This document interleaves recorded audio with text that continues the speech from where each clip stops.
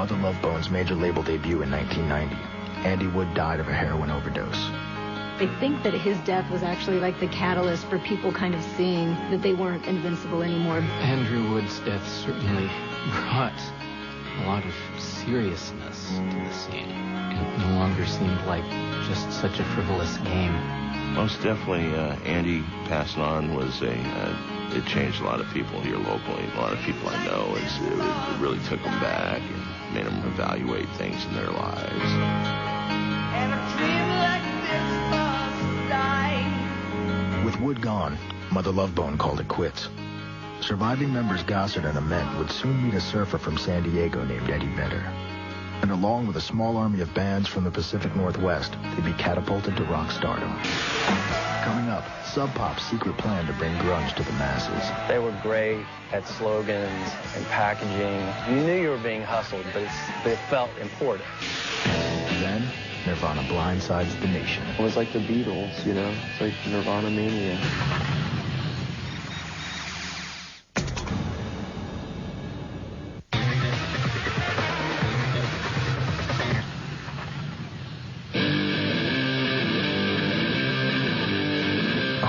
Miles outside Seattle in a coastal logging community called Aberdeen, a group of restless musicians were looking for a way out. Our formative years were rather bleak and horrible and filled with despair, not unlike Charles Dickens' novel.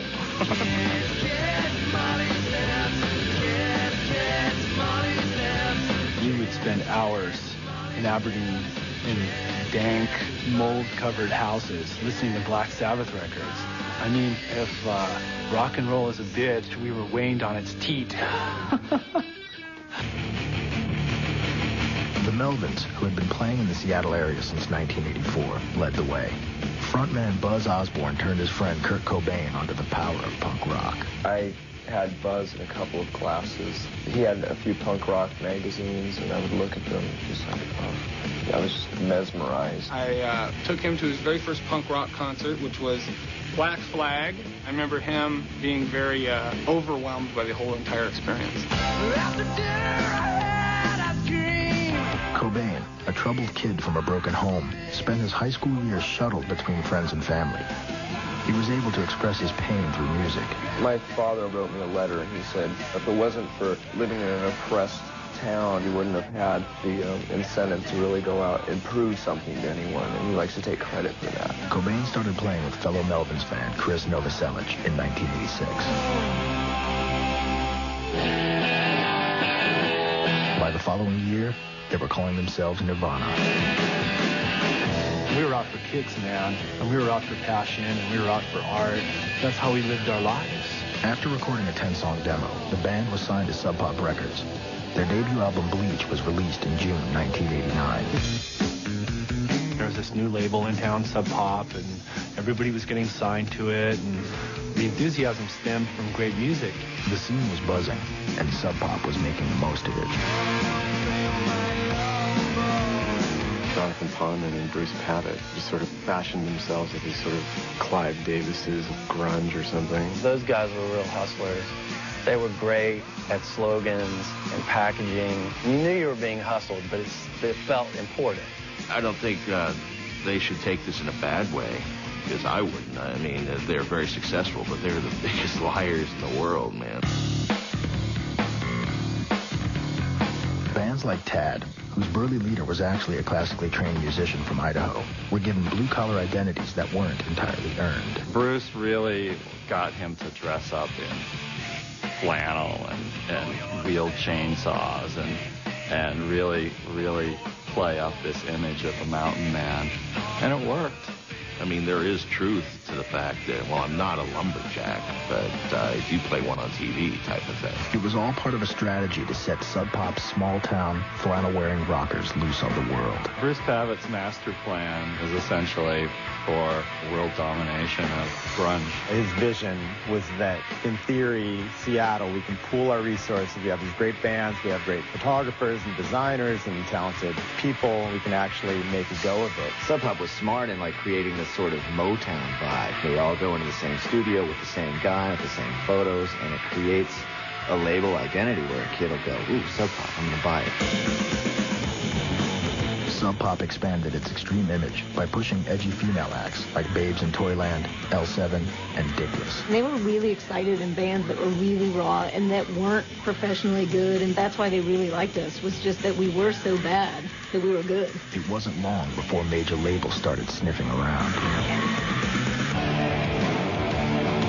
Soundgarden, veterans of the Seattle scene, were the first to strike a deal. They got signed with like A&M, and then we heard they got signed for $160,000. We're just like, what are those guys gonna do with all that money, man? We thought they had like shopping bags full of cash. I think we experienced everything in the microcosm first, which is being a band that no one's ever heard of, and then suddenly selling out shows and no one knows where we're coming from. Of course, when bands sign to majors, you know, everybody says that they sell out, but a lot of the bands had complete creative control and all this stuff, and to me it would be ridiculous not to. Alice in Chains, whose grinding sound was more metal than grunge, signed with Columbia in 1989.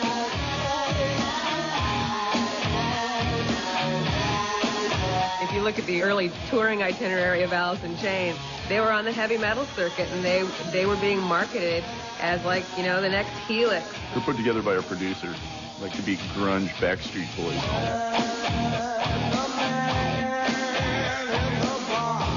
You know, like, get a couple sort of okay-looking boys, and then they dress us in the flannel and stuff. Yeah, it's been 10 years. The statue's up, and the truth is told. Despite defections, Sub Pop persevered. Nirvana and Tad were still on the roster, and Mudhoney seemed on the brink of success. Mudhoney were really the rising stars at that time. I mean, we were one of the first ones to start getting the whole Sub Pop initial wave of recognition. I think there were really great expectations for what Mudhoney could do. Sub Pop had miscalculated. The band about to break wasn't Mudhoney, but Nirvana. The final piece of the puzzle was DC punk veteran Dave Grohl. I'd never seen them before until I actually moved up here to play with them. I couldn't imagine them being any better, and all of a sudden they stepped it up even another notch. Dave added so much more diversity.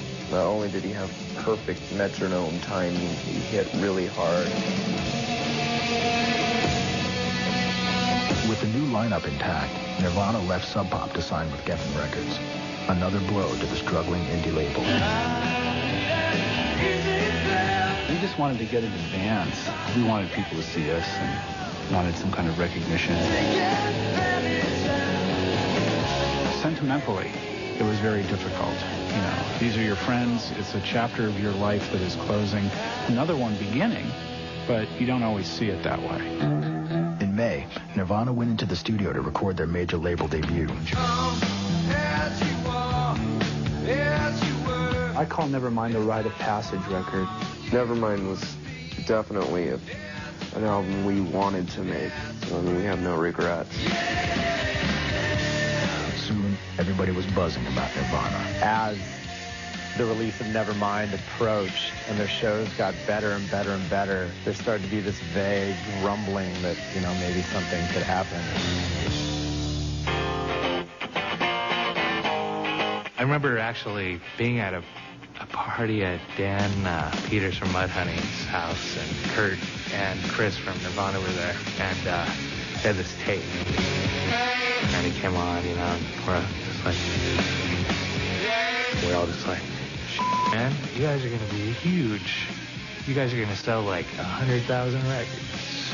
Released on September 24th, 1991, Nevermind entered the Billboard album charts at number 144.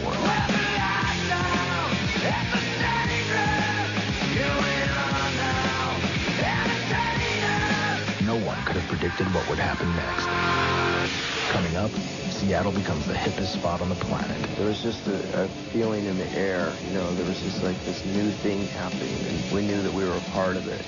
Then, the media moves in. I know people want to know if Courtney was doing drugs while she was carrying Francis Bean.